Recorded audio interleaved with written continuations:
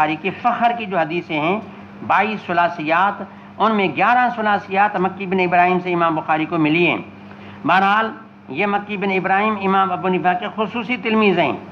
تو بہرحال یہ کہتے ہیں مکی بن ابراہیم قال حدثنا یزید بن ابی عبید عن سلمۃ هو ابن الاکوع، یہ روایت ثلاثی ہے۔ امام بخاری اور نبی کریم صلی اللہ علیہ وسلم کے درمیان میں کل 3 واسطے ہیں۔ آپ دیکھ لیں، ایک مکی بن ابراہیم ہے، دوسرا یزید بن ابی عبید ہے، تیسرا سلمہ بن اکوع صحابی ہے، بس کل 3 واسطے ہیں۔ اس لیے کنارے میں لکھا ہوا ہے ھذا اول الثلاثیاتی، کنارے میں لکھا ہوا ہے ھذا، تو پوری صحیح بخاری دونوں جلدوں میں ملا کر کے کل ثلاثیات کتنی ہیں؟ 22 ہیں۔ اب 22 میں پہلی آج آپ کو مل گئی، پہلی ثلاثی روایت آپ کو مل گئی۔ اچھا، بہرحال امام بخاری کو اس پر بڑا فخر ہے ماشاءاللہ، اور بڑی نسبت ہے کہ امام بخاری اور اللہ کے نبی کے درمیان میں کل 3 واسطے۔ لیکن بات یہ ہے کہ اگر امام اعظم کو دیکھا جائے یا امام مالک کو دیکھا جائے تو ان حضرات کی مرویات ثلاثی تو بے شمار ہیں، لیکن سمجھا کہ سنائی بھی بہت ساری ہیں، پر امام صاحب کی روایت احادی بھی ہے۔ تو امام صاحب کو یہ اعزاز ہے کہ ان کی روایتیں بلکہ تقریباً 8 صحابہ کرام سے جو ان کو روایتیں ملی ہیں 8 احادی روایتیں ہیں، جس میں امام اعظم اللہ کے نبی کے درمیان کل 1 واسطہ، باقی یہ کہ سنائی تو بے شمار ہیں، بہت ساری ہیں، لیکن ثلاثیات تو اس سے بھی زیادہ ہیں۔ تو بہرحال یہ دنیا ثلاثیات پہ فخر کرتی ہے، اللہ تعالیٰ نے امام صاحب کو اعزاز دیا ہے کہ ان کے پاس سنائی بھی موجود ہیں، احادی بھی موجود ہیں۔ بہرحال میں عرض یہ کر رہا تھا کہ جی یعنی یہ روایت سمیت النبی صلی اللہ علیہ وسلم یقول من یقل علیہ ما لم اقل، جو کوئی ایسی بات کرے جو میں نے نہ کہی ہو، فلیتبوا مقعدہ من النار، بھی قال حدثنا موسیٰ قال حدثنا ابو عوانۃ عن ابی حسین عن ابی صالح عن ابی ہریرہ رضی اللہ تعالی عنہ عن النبی صلی اللہ علیہ وسلم قال تسموا باسمی،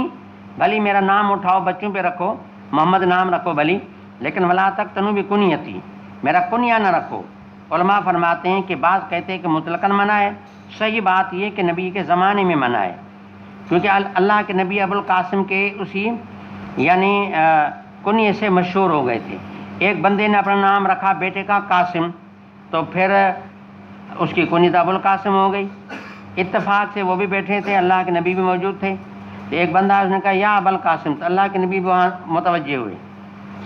پھر اس پر فرمایا کہ خدا کے بندے میرا کنیہ تو نہ رکھو، اس میں مجھے تکلیف ہوتی ہے۔ تو یہ معلوم ہوا کہ یہ نبی کی زندگی کا معاملہ ہے،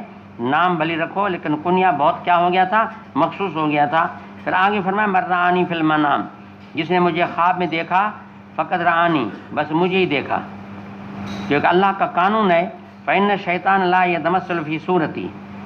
نیند میں کسی کے پاس شیطان جو ہے وہ نبی کی شکل اختیار کر کے کسی کے خواب میں آ ہی نہیں سکتا، اللہ نے ان کو اجازت اس بات کی طاقت ہمت نہیں دی۔ ہاں شیطان خواب میں آپ کو یہ کہہ سکتا ہے کہ میں اللہ ہوں،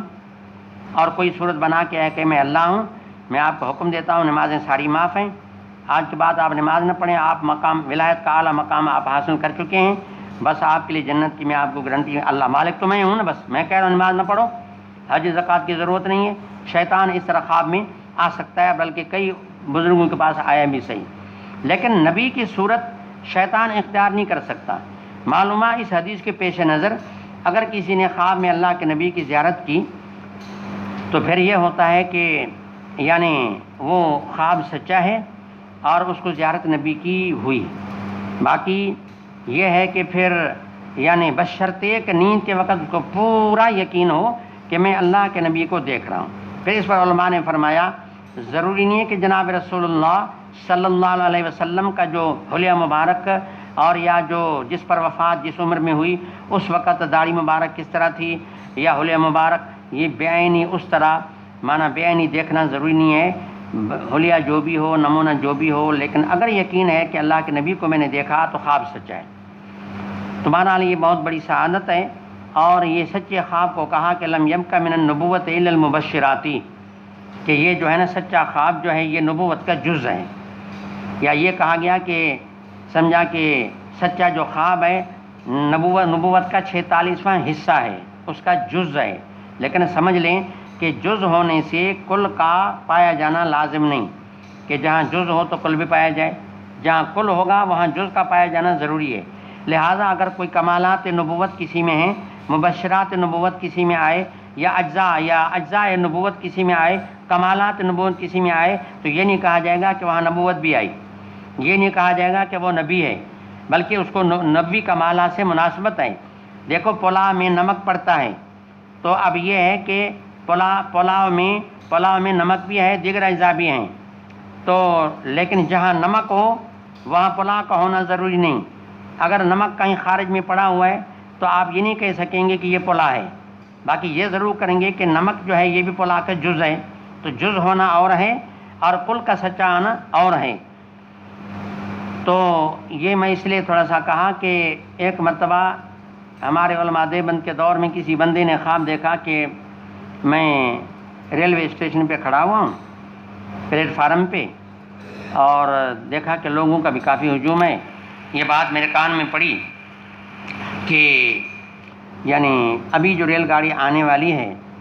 تو اسی ریل گاڑی میں جہاں لوگ بہت سارے آئیں گے تو جناب رسول اللہ صلی اللہ علیہ وسلم بھی تشریف لا رہے ہیں۔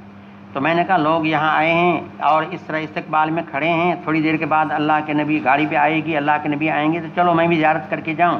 کافی انتظار کیا، انتظار کے بعد پھر یہ ہوا کہ ریل گاڑی آئی اور بریک ہوا، پھر لوگ اترنے لگے۔ اس طرح میں دیکھتا رہا، پھر میں نے دیکھا کہ ایک شخص ہے اور بریف کیس اس کے ہاتھ میں ہے اور پینٹ شرٹ اس کو پہنی ہوئی ہے، اور سمجھا کہ داڑھی بھی نہیں ہے، مونچھیں بھی نہیں ہیں، اور اس طریقے سے وہاں اترے اور لوگ کہہ رہے تھے یہ اللہ کے نبی ہیں، محمد کریم صلی اللہ علیہ وسلم ہیں۔ اس طرح میں نے ان کو دیکھا اور اس کے بعد پھر وہ چلے گئے، مجھے بھی جاگ ہو گئی۔ جاگ ہونے کے بعد بڑی پریشانی ہو گئی، میں نے کہا پتہ نہیں یہ کیا ہو گیا میرے ساتھ، اتنا پریشان جس کی کوئی حد و نہایت نہیں کہ اللہ کے نبی کو اس حالت میں نے دیکھا۔ غالباً حضرت گنگوئی رحمہ اللہ زندہ تھے، ان کو انہوں نے خط میں لکھا کہ یہ معاملہ اس طرح ہے۔ انہوں نے جواب دیا کہ اصل میں خواب کے سچے ہونے کا دار مدار اسی بات پر ہے کہ خواب دیکھنے والے کو اس وقت یقین ہو کہ میں اللہ کے نبی کو دیکھ رہا ہوں، باقی حلیہ جیسا بھی ہو خواب سچا ہے۔ البتہ اسی حلیے میں تنبیہ ہے کہ گویا کہ اس طرح اشارہ ہے کہ میری سنت میں انگریزوں کا اور یہ ہے بے دینوں کا میری سنت پر غلبہ ہو گیا ہے، اب میرے مسلمانوں نے یہ حلیہ اختیار کر لیا ہے، تو یہ مسلمانوں کے ایک قسم کی تنبیہ ہے، باقی آپ کا خواب سچ ہے۔ تو بہرحال یہ ہے کہ من کذب علی متعمدا فلیتبوأ مقعدہ من النار۔ پھر علماء نے لکھا کہ یہ جو ہر آدمی کہتا ہے میں نے خواب دیکھا ہے، زیارت ہوئی، اور اللہ کے نبی نے یوں فرمایا، کہا کہ جس طرح جاگ میں اللہ کے نبی کی طرف جھوٹی بات منسوب کرنا حرام ہے، اس طرح نیند میں اللہ کے نبی کی طرف جھوٹی بات منسوب کرنا بھی حرام ہے، کہ آدمی کو یوں کہے کہ جی میں نے نیند میں دیکھا اور اللہ کے نبی مجھے یوں فرما رہے تھے اور وہ حالانکہ انہوں نے نہ فرمایا ہو، تو یہ جھوٹ بولنا نبی کے اوپر جس طرح جاگ میں حرام ہے، تو اس طرح یعنی منام میں اور نیند میں بھی حرام ہے۔ لہٰذا اگر کسی کو زیارت ہو جائے اور ہوتی ہے بالخصوص